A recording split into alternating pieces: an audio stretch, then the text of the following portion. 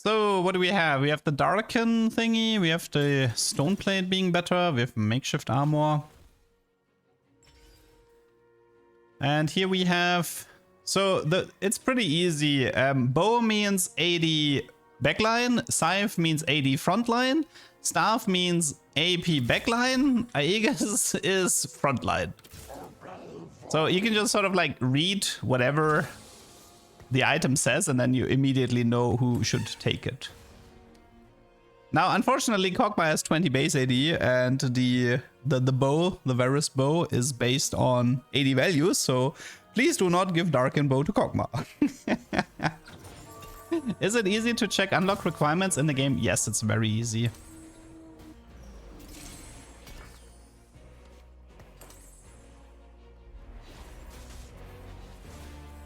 You didn't read the learning article? Wait.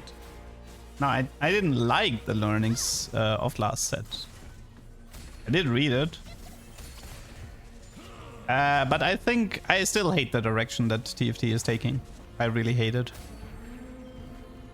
Those who find today's the day I find that hero. What happens if I reforge the bow? I will probably get a random artifact. Okay, so this is an early Draven, which is kind of cool, because Draven is kind of nice with the bow and the Kraken. So the way Draven works is that he will he has like a stack system where he gains adoration based on assists, and he gains more adoration if he or Darius is doing a killing blow. And once you reach a certain amount of adoration, you get gold. And if Draven is higher star level, you get more gold. So quite frankly, he was a really fun tier 3 carry to play.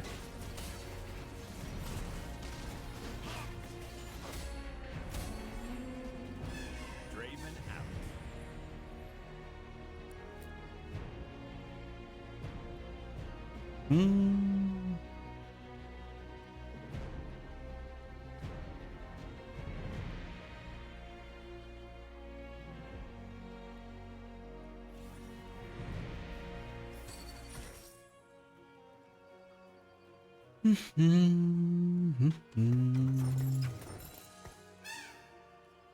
Also, he's like a quick striker, which is a very good trait for him. I still feel like his axes could pack a bit more punch. He definitely feels like a very pure auto attacker, similar to Jinx. I didn't really have any good Yordle games, to be honest. Every time I had like a Yordle opener, somebody in the lobby was already playing it. I didn't want to contest. There's like a lot of voice lines between Jarvan and Sion, for example. Like every time, like the first time you see like Jarvan versus Sion, is always going to be like, how many Jarvans do I have to kill? Now you need to generate gold with the Draven mechanic to unlock Darius, I'm pretty certain. Skana needs level 7, so it's not, he's easy to get, but not as easy as people think at the moment, because people read the websites where it doesn't list the level 7 requirement. What do you mean when you said you don't like the direction TFT is going? Well, it's very simple. I like artifacts. This set Riot made artifacts useless. Therefore, me not happy. It's very, very simple.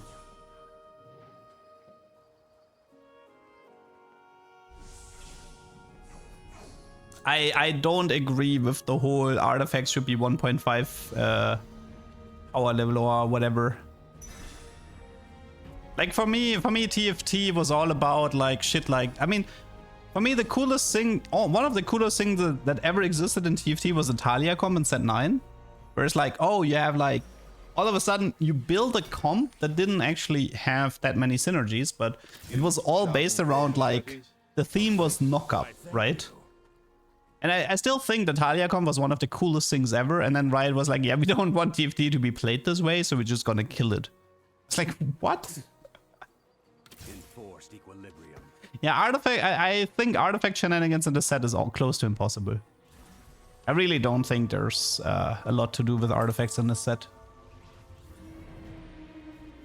Which sucks because I love artifacts, right?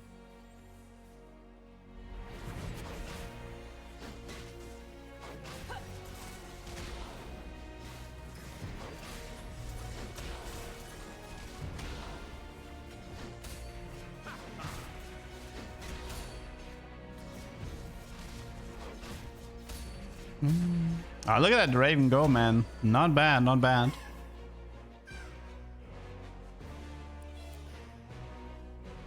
They will regret a Okay, so I generated gold with Draven. So now I have a guaranteed Darius in my shop. There's not that much synergy between Darius and Draven, so if Darius gets a kill with his mechanic, with his ability, then you get the same amount of adoration stacks as if Draven had gotten the kill, but that's pretty much it. In terms of synergy, it's fairly, like, whatever. There might be a Darius carry build, but I haven't actually gotten around to playing a lot of Darius. I mean, I will play Darius in this lobby, but it's very, like, this game is very Draven focused.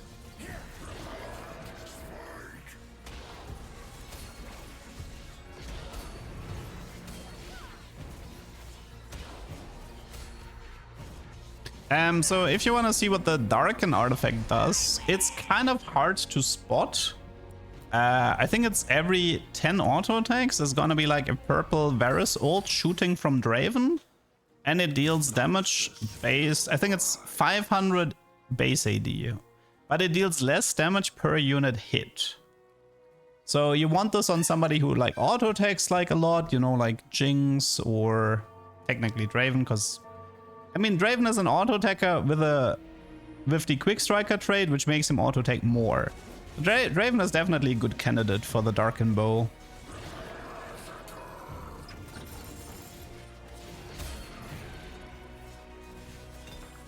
I actually got a dupe here, so that's a guaranteed Draven too, which is very nice. And I got the Rod for Ginzo. As you can see, this is kind of a blessed game here. I have 3 item Draven 2 and 3-1, so yeah, very blessed game.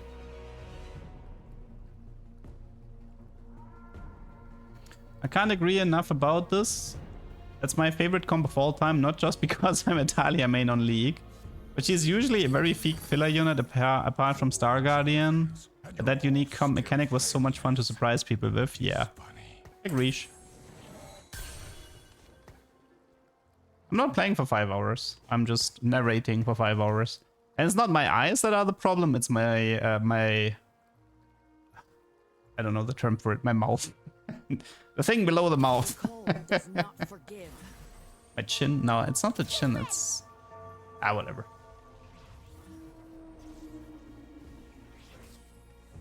In German it's Kiefer. I don't know what the English term was. Jaw, I think it was jaw. So here we should be able to see a nice Parasol. Yeah, there we saw it. It's kind of hard to spot though. It is, you really have to pay attention to see the animation.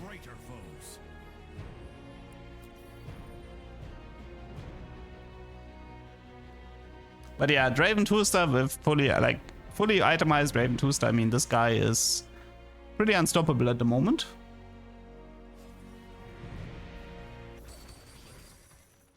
Okay, oh yeah, this is one of the new augment types. They kind of brought back the set 10 hexes, more or less. So if I put Draven on this hex, he gains attack speed and Sunder, which is quite useful. I mean, obviously it's sort of like, the downside is he needs to be positioned at this specific hex, but it is definitely useful. Especially like the positioning right now doesn't matter as much, so you just want to stack power.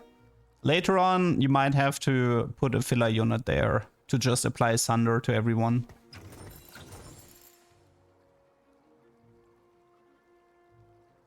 How to get Darkins? I mean, there's an Aatrox unlock, which needs 40% Omnivamp and level 8. There's Zahen, which needs a Zen Hero augment, and the rest is just the Darkin artifacts.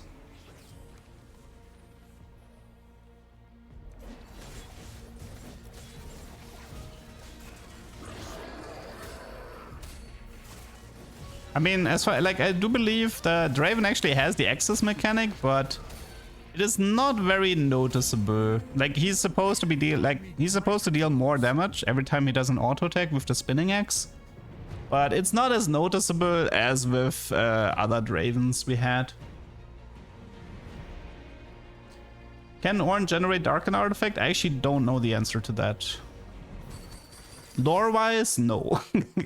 If we go strictly by lore, then no.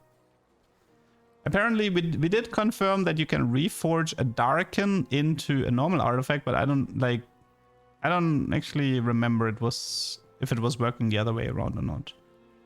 I mean, the way it was worded, I think the Darkins were just supposed to be normal artifacts, so going by that logic, orange should work, but yeah, I don't know. We'll see.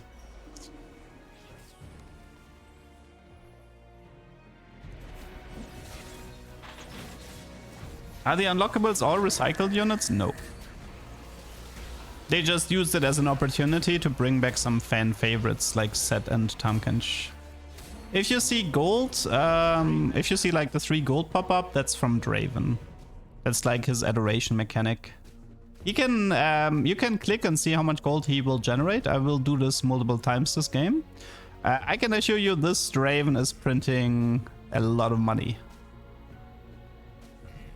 So he's very worth playing. This is also why I think Darius Draven might actually become a decent tier 3 reroll comp. Because at the end of the day, you don't need much if you think about it, right?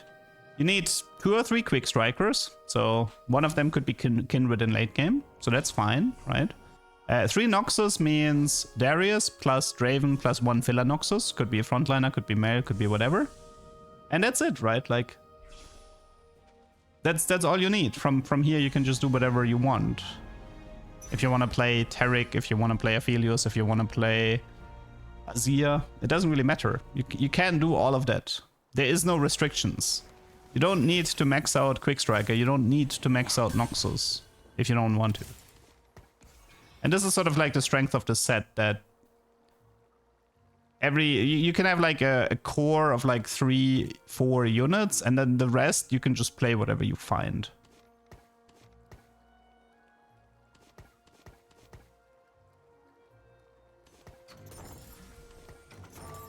Nah, Step is not back. It's only Loris from Arcane. I mean, Mel, Caitlyn, etc., but that's just built over units. Sion is a tank, I think. Pretty sure he's a tank. Like, Sion should be Bruiser.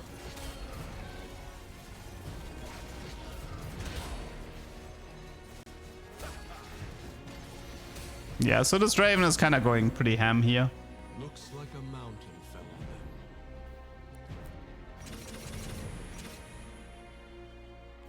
Late game will be much more interesting. I absolutely 100% assure you that in a few weeks you're gonna have pro players bitching about Sylas is too strong, I have to play Sylas. Ryze is too strong, I have to play Ryze in late game.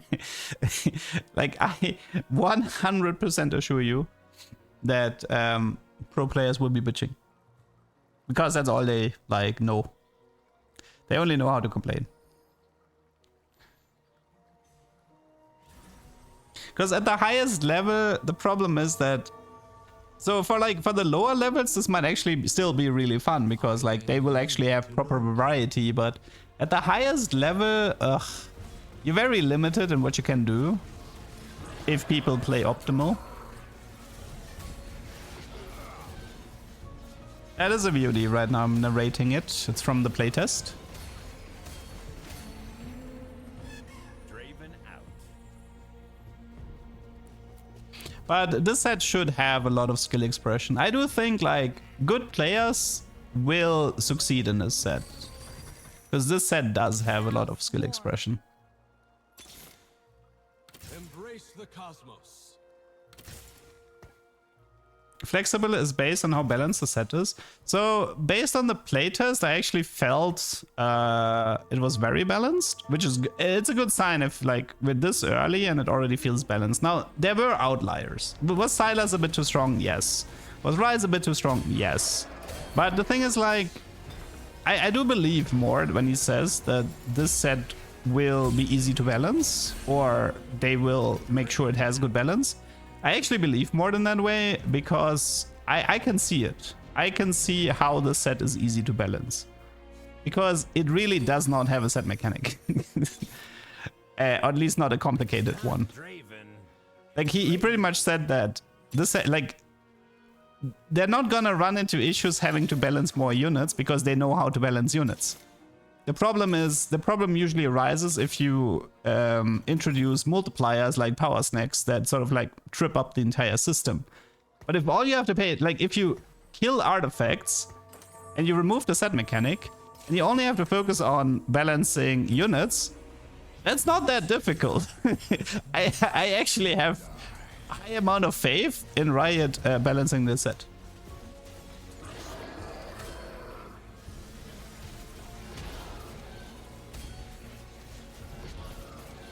And also because it has like the Paris Open and everything, they are on high alert, very, very high alert, that to ensure that the balance for Paris will be good.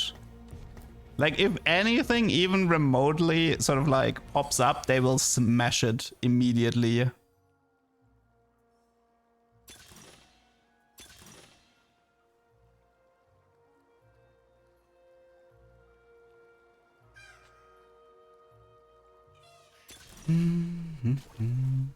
Okay, golden egg time. Whee! I mean, we shouldn't really pull too much info out of the playtest because, again, people in the playtest, my god, we were reading what the units were doing, right? We weren't optimizing our gameplay. We were literally just reading what the units are doing. So we shouldn't pull too much out of the playtest gameplay.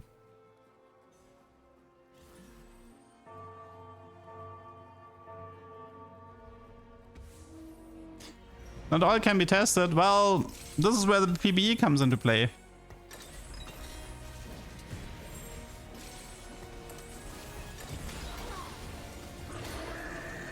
Why I skip Azir? It's because I wanted to have Draven be the core center of this comp. Could I have played Azir? Of course. But I wanted to make this game about Draven.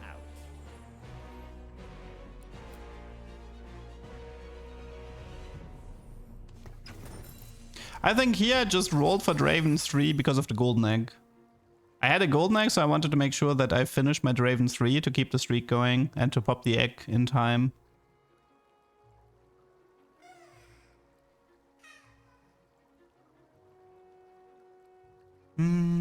How strong do 5 costs feel? Not that strong. The 7 cost felt strong, like Baron Nashor was crazy, Aurelion was strong, Sylas was strong, Ryze was strong, so the 7 costs were definitely powerful, but the 5 costs honestly were... Like, Set was good, because, you know, Set has a really loaded kit with, like, percentage true damage and stuff like this, and heavy AoE. But most of the 5 costs actually felt fine. Like, Kindred... I mean, you do have some utility in the 5 cost, right? Like, an Azir is not gonna pull crazy damage, and a Kindred is not gonna pull crazy damage. Shyvana is not gonna pull crazy damage. Most of the time you just fit them there for the trades and the aura abilities.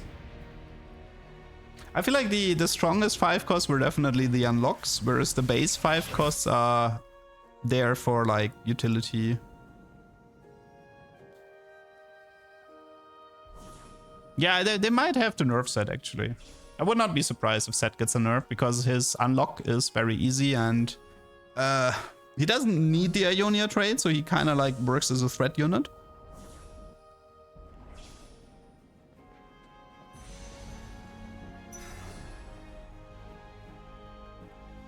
Zahan felt underwhelming? No. I showed a game earlier where I played Volibear carry, and the enemy Zahan completely took me apart. I was just, in my Zahan game, I was just very, very unlucky with, in case you're wondering why I'm rolling, I just want to get that egg really fast. In my game, I just got unlucky that I had to face a guy who had Baron Nashor 2-star with an Edge of Night. Like, come on. The guy had like kept out Void Baron Nashor 2-star and an Eon to completely counter my Zahan. So, just very, very unfortunate. And no, Carousel cannot contain lock champions. That is not possible. Did I see Yasuo reroll? I played Yasuo together with Sensao reroll earlier. It was fine. He actually dealt decent damage, and he works well together with Yone.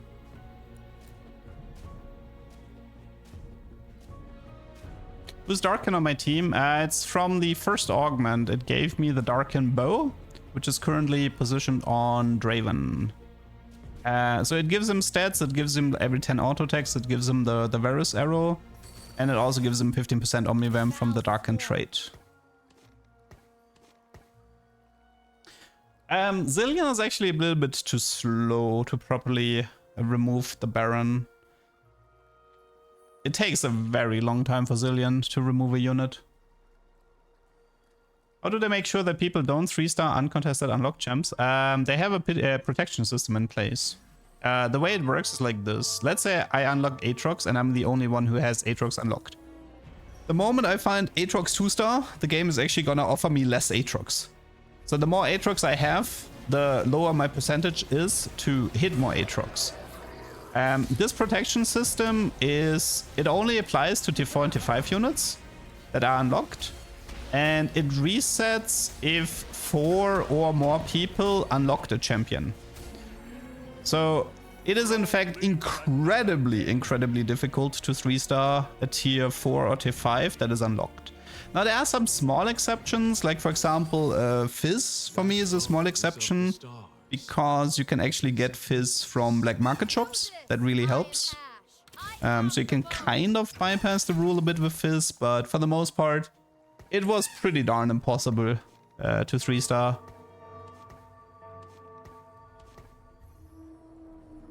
Any champion pool bugs? There was a bug with Fizz and the black market shops. I was able to break the champion pool because of the black market shop. I almost got a Fizz 3-star even though a Yordle player had 2 Fizz. But I did report that bug. Why am I cornering Taric?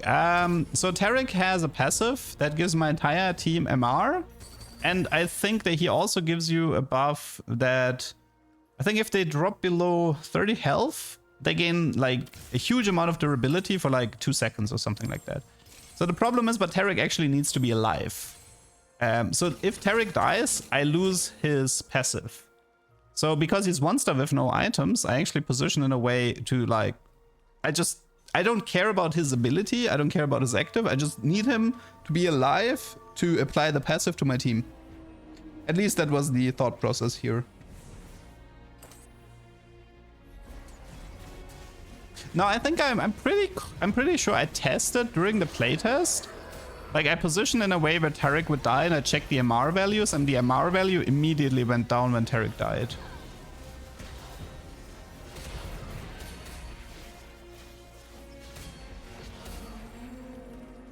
But it is something I will test again on the PBE server. Just to make sure. I think it's intentional design. I think it's a passive aura that only applies if you're alive. It kind of makes sense. Yeah, golden egg. Radiant Declaw Blighting. Good night. Good night. My forge is my home. I should just Radiant Declaw the Ornn for the bonus value. Oh no, wait, he's not a... Never mind. It's not an artifact. Come, Scion. Let us end this mockery.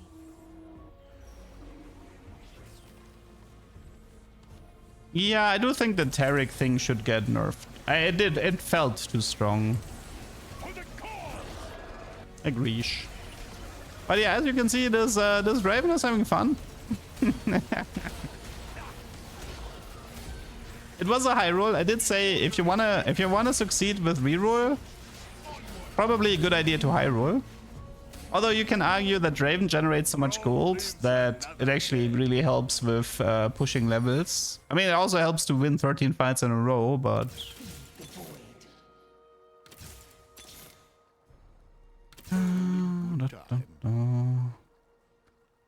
Oh yeah, so the time bomb on Zillion is 18 seconds. I mean, if your opponent has a Nashor 2-star, I don't know if you live for 18 seconds. Also, you need to live 18 seconds. And the fight is still gonna be longer because first Zillion has to cast on the Baron. So yeah, good luck. Good luck with that. Kneel before me and I will I don't think 5 Noxus is worth keeping around. I'm pretty sure you just do 3 Noxus with utility units.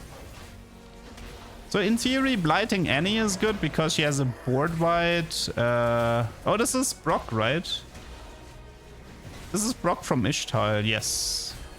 So this guy got a 500 cash out, but unfortunately, I'm still stronger than him.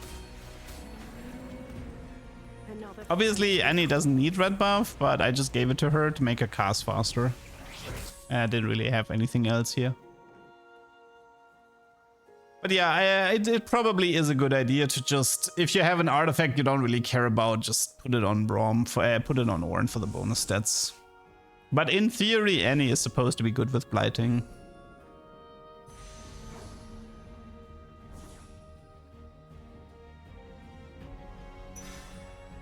Any best in slot is triple mana, double mana, jeweled. I mean, honestly, I would probably just make her cast as fast as possible.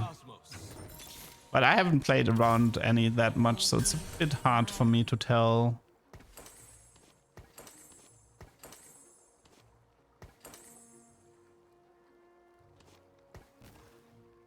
So the problem with blighting is like it has a limiter of it can only apply on a unit every 0.5 seconds, and also it takes Annie a really long time to cast. And the MR reduction is only 2 per tick, so it really doesn't do that much. Like Annie, I think she starts with 0 out of 160 mana, so it just takes like so long to even get the cast out. So this guy actually has a Baron, but it's a Baron 1-star, so I can still manage. The red buff on Annie was for attack speed to make her cast, because it takes forever for Annie to cast. The ability has no wounding, just a damage stop? No, Annie had a burn, I think, on her. Let me double check. Pretty sure Annie had a burn on the entire enemy team, no? That was her whole gimmick. Let me double read. Erupt the entire battlefield in flames, permanently burning and wounding all enemies. You are wrong. Unless, wait, Mort said apparently it is not, like, Meta TFT has the description as burn and wound. So, either they changed it? I don't know. We'll have to see on PBE server. Like, by the way, it's not the first time that Mort is wrong in a PBE rundown video, by the way. Just wanted to mention that. We've had issues in the past where Mort said something that ended up not being true in a rundown video. So, let's just wait until PBE server. This is the, right, this is the Silver Scrapes. So, Silver Scrapes is playing. Thank you for the copyright strike on YouTube, by the way. Loving it. So yeah.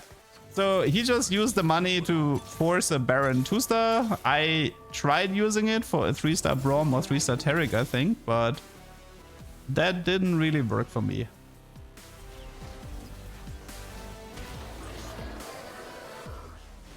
Yeah, Darkin stuff is completely whatever. You can just put that. Oh wait, was that Ornn? Did I get Darkin stuff from Ornn? Because if I did, that actually answers one of the questions we've been having. So 2 Darkin pretty much just means that I get HP if I defeat my opponent, but if I defeat my opponent, I win the game here. So also next time, use that money to go level 10. Don't roll on 9. Thank you. It's a wrong use of Silver Scrapes. I mean, it's a 1 versus 1 with both players getting a bunch of gold. It's just for flavor, really. Ornn is a secret Darkin blacksmith lore. Yeah. Okay, his Nashor items kind of look bad. Yeah, look at that Draven go, man. Oof. Wait, I don't think he actually had items on Nashor, did he? Ah, whatever. Bye-bye. Probably should have itemized him. But it's playtest, it's fine.